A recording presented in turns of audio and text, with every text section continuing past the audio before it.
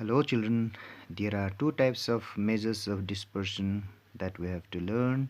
One is range and another is standard deviation. Today we will learn about range. Children, range is very simple and easy to understand.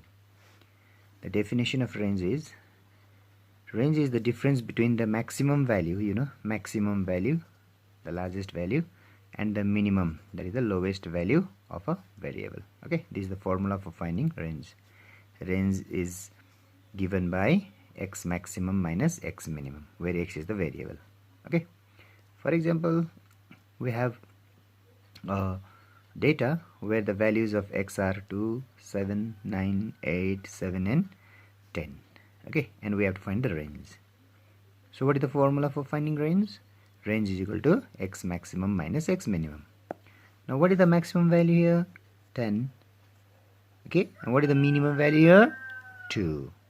So x maximum is 10 and x minimum is 2. So 10 minus 2 is 8.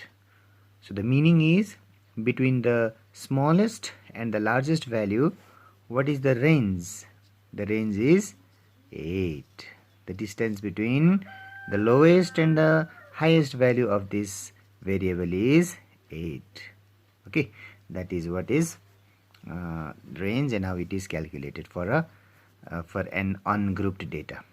But if the data is grouped, okay, if the data is grouped like this, okay, in tabular form, then how you will find the range? You have to find the range by using the formula. The maximum value is to be taken, okay, as the upper limit of the last class interval, and x minimum is to be taken as the lower limit of the first class interval. Okay, one value you have to take this, the highest value, and the lowest value you have to take this. So your data, the values of the data start from 40 to 80. Okay, so what is the range? Upper boundary of last class, this is the last class, this is the upper boundary, you know that, you have learned in class 11. Okay, minus lower boundary of the first class, this is the first class and this is the lower boundary. So 80 minus 40 gives us 40. Okay, so what is the range of this data?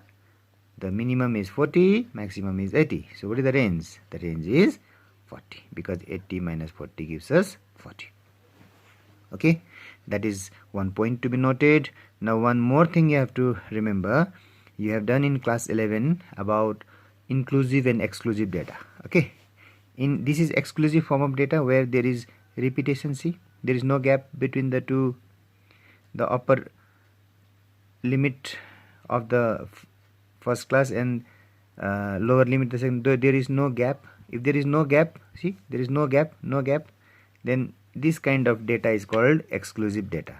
For exclusive data, it is easy to find the range. But however, sometimes there may be gap, like here may be 50, here may be 51, here may be 60, here may be 61, there may be gap. Okay, like 1 to 10, not 10 to 20, but 11 to 20. So there is a gap. See, you can see there is a gap. So if there is a gap between these two values, then that kind of data is called inclusive data. For this data, you cannot use this formula. Okay, for this data, if the data is in the inclusive form, gap, where there is gap, then you have to convert this data into exclusive form. How you have to do that you know. Okay, because in class 11 we have learned to convert inclusive data into exclusive data while finding mean, median and mode. Okay, that kind of example I'll give you in the next video. First of all, learn this, and I will give you one or two do it yourself question. You are going to do it and you are going to send it to me. Okay.